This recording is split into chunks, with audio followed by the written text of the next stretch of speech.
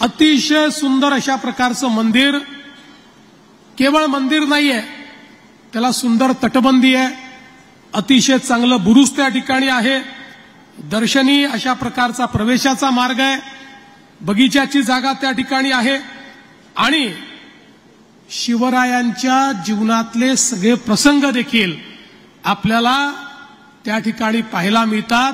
अतिशय सुंदर शिवरायांच्या जन्मापासनं तर राज्याभिषेकापर्यंत आणि छत्रपती संभाजी महाराजांनी ज्यावेळी वाघाचा जबडा फोडला होता त्या प्रसंगापर्यंतचे सर्व प्रसंग हे आपल्याला या मंदिरामध्ये पाहायला मिळतात. आणि याचा उल्लेख झाला की छत्रपती शिवरायांसोबत महाराष्ट्राची कुलस्वामिनी आई तुळजाभवानी देखील आहे आणि राष्ट्रमाता राजमाता आई जिजाऊ मासाहेब देखील आहेत. त्यामुळे खऱ्या अर्थानं हे राष्ट्र मंदिर आहे असं जर मी म्हटलं तर ते चुकीचं ठरणार नाही.